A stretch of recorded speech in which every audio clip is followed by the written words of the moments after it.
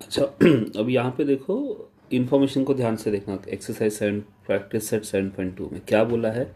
The number of workers and number of days to complete a work given in the following tables complete the table.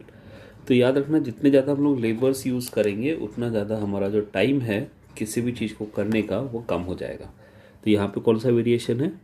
Inverse variation है। तो याद रखना, x मतलब यहाँ पे है आपके number of workers is inversely proportional to number of days। ठीक है, तो मैं फर्स्ट कंडीशन ले रहा हूँ यहाँ पे। नंबर ऑफ वर्कर्स कितने दिए हुए हैं? 30 is inversely proportional to number of days that is 6। तो हमें पता है जब भी इनवर्स वेरिएशन होगा तो k will be x into Y. तो इन दिस केस ये 30 जो है हम लोग इसको लेते हैं x और y को लेते हैं 6। सो क्या हो गया यहाँ पे? x की जगह पे 30 मल्टीप्लाई बाय 6। तो जो कांस्टेंट वैल्यू आएगी वो कितनी आएगी? 180। ठीक है, अब सेम सेकेंड वाला ब्लॉक देखो। इसी का सेकेंड, x कितना दिया हुआ है? 20 that is number of workers, and y कितना दिया हुआ है? Number of days that is 9। Okay, वापस चेक करते हैं कांस्टेंट वैल्यू सेम है क्या। So k will be what? x into Y. So what is the value for x? It's given 20 और y कितना है? 9। 9 टू इज अगेन 120। तो table को दोनों के जो आंसर्स आए हैं हमारे देखो सेम है। सो इट शोज दैट कि हमारा जो कांस्टेंट वैल्यू है वो दोनों के लिए सेम है। अब इसी कांस्टेंट वैल्यू को देखकर हम लोग देखेंगे थर्ड वाला क्वेश्चन। इसी का थर्ड देखो, नंबर ऑफ वर्कर्स दिया है क्या? नहीं। तो x will B how much? Question mark. y is given how much? 12। तो याद रखना यहाँ पे नंबर ऑफ वर्कर्स को मैं x ले रहा हूँ, ओके, और नंबर ऑफ डेज को ले रहा हूँ y। और जब भी आप ये टेबल देखोगे, टेबल में ऊपर वाला हमेशा x रहता है, नीचे वाला हमेशा y रहेगा।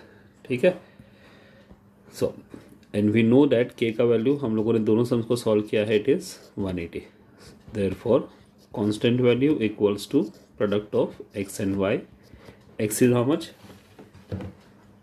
बोलो, x है अपने पास question mark, y is how much? 12 and k is how much? 180। तो x will be 180 divided by 12। इसको डिवाइड करोगे तो हमारा आंसर कितना आएगा? 15।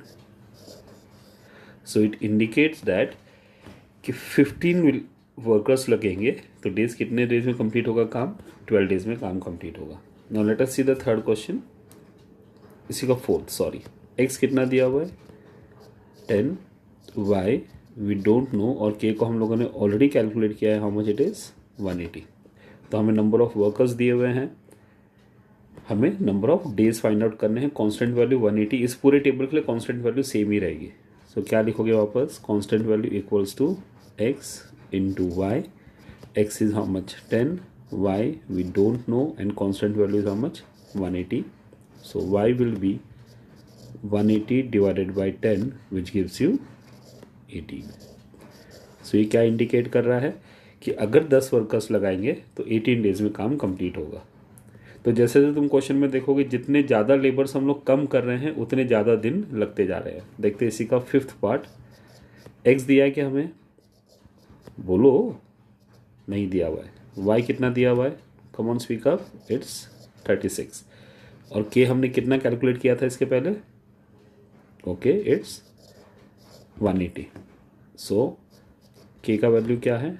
x into Y. ये हम लोग क्यों ले रहे हैं वापस एक बार बता दूं कि x इन्वर्सली प्रोपोर्शनल है y के। इट इंडिकेट्स अगर एक क्वांटिटी इंक्रीज होती है तो दूसरी क्वांटिटी डिक्रीज होगी।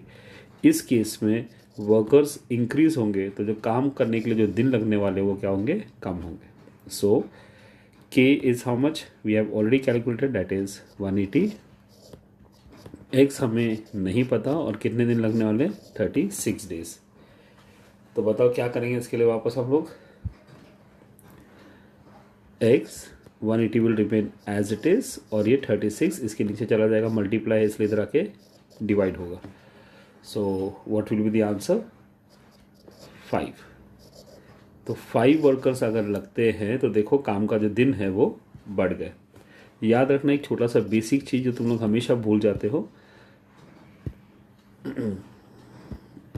वो ये है, अगर मैं प्लस को इस तरफ लेके जाऊंगा तो माइनस, माइनस को स्विच करूंगा तो प्लस, डिवीजन है तो मल्टीप्लाई, मल्टीप्लाई है तो डिवीजन। यही सेम प्रिंसिपल मैंने यहाँ पर और ऊपर के सम्स में भी यूज़ किया। देखो यहाँ पे 36 मल्टीप्लाई था, यहाँ आ जाएगा तो डिवाइड। डन।